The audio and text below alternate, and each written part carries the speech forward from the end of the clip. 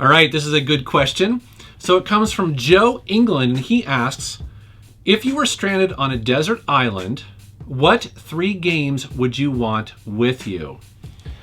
This is such a classic gamer question, and I'm surprised I haven't done this video before. And I thought a lot about this. I actually thought about this question for a couple days because, you know, I wanted to get it right. See, the thing about a desert island is that you would be stuck there and, you know, who knows how long, right? Potentially you could be rescued in a couple weeks, a couple months, maybe a couple years. And so you really have to think about this question pretty carefully. So I have some rules that I came up with. And first of all, this is not my top 3 games.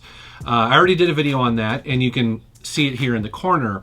But the truth is, I don't know if I'd want to take my top 3 games with me because I played them so much. I'd probably get bored fairly quickly.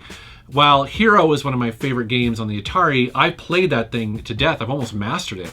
So on a desert island with plenty of time, I just don't know if it would hold my interest. Also, too, another rule, let's assume that there's no Ethernet connection to the outside world, because I think the obvious answer is you would answer some sort of massively multiplayer role-playing game like World of Warcraft. I certainly would. That would be my #1 choice because, well, you get to interact with people and potentially play it forever like many people do. So, the other thing I'm going to let you know is that my 3rd choice is a bit of a cheat. And I'm cheating for a good reason, and I'm actually interested in how other people would choose as well. So let's get started. All right. First off, my #1 pick would be Grand Theft Auto 5. This, to me, seems pretty obvious because it's an open world game, but more importantly, Rockstar packs these games with so much to do. It's a great racing game. It's a great shooting game.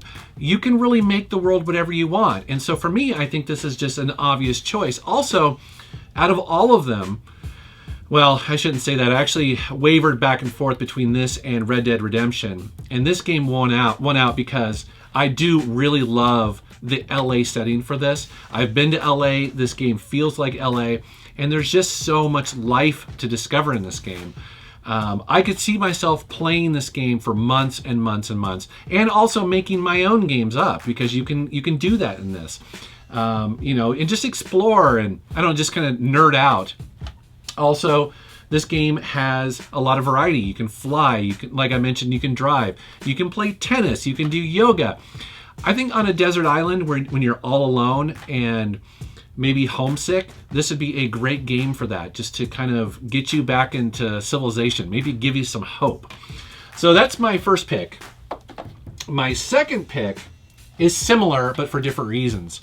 And that is going to be Fallout 4. Again, I had a hard time choosing which Fallout to choose because while I enjoyed Fallout 4, I probably liked Fallout 3 more, or maybe even New Vegas. But Fallout 4, I honestly, I haven't explored it as much as I would like. I didn't even finish this game because I ran into a bug. And so part of me has always wanted to go back and replay this.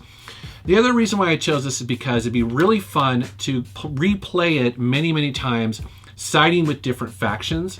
And this game is already really big. It's open world, but in a different way from Grand Theft Auto 5.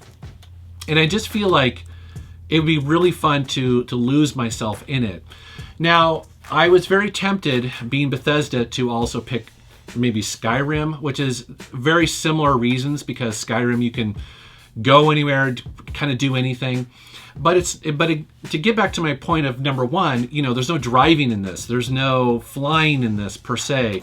At least not like there is in Grand Theft Auto 5. So that's the reason why I picked 2 big open world games, because I think on a desert island, you could make them your own. You could do the story multiple times, or you can do the side missions, or just go off the path and kind of do whatever you want.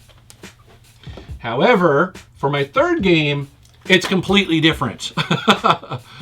And I'm cheating a little bit here because, you know, if I was able to plan and take 3 games with me, I think the logical choice would be to take a compilation, because a compilation obviously has many, many games on it. And there's one compilation, when I thought about this, I was like, man, yeah, that's the game I would take. And that is for the Super Nintendo, Super Mario All-Stars. So this has 4 games in it. It's remakes of the original Super Mario Brothers. It also has the Lost Levels, Super Mario 2, and Super Mario 3. Super Mario 3 happens to be my favorite. But the reason why I picked this might be different than yours. A lot of people actually played this game to death, and for them it'd be very similar to like with me with Hero. They wouldn't take this because they played it too much. For me personally, while I played Super Mario Brothers a lot, I did not play the other ones in here. I really like Super Mario 3, Super Mario Brothers 3, but I haven't played it so much that I'm sick of it. And so this one cartridge would provide for me a level of enjoyment for weeks, months. In addition to that, one of the things I'm always really impressed with are people who speedrun or people who find glitches in games.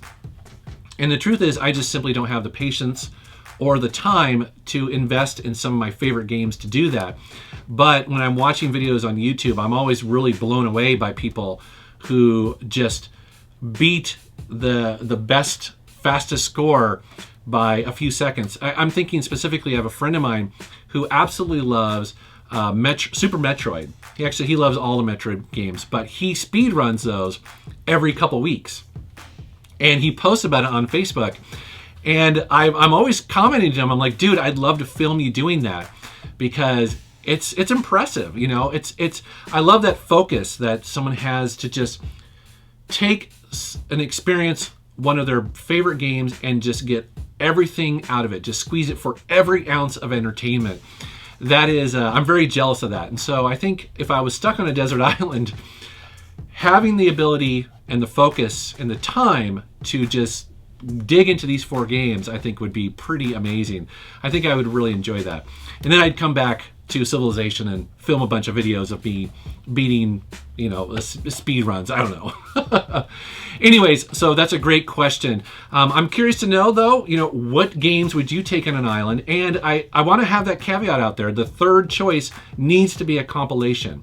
I think it'd be really interesting because there's a bunch of them to choose from. I had a hard time choosing which ones I would pick for this. So anyways, thank you for the question.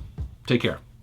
This question was asked by one of my Patreon contributors who helps support my YouTube channel and help shape the content of my videos. In addition to asking questions like this, they also get access to a private chat, an audio podcast, and early access to most of my Friday videos. You can also set the amount you want to contribute, and you can leave or change it at any time. If you'd like to help support my videos and become part of the Metal Militia, please go to patreon.com/MetalJesusRocks.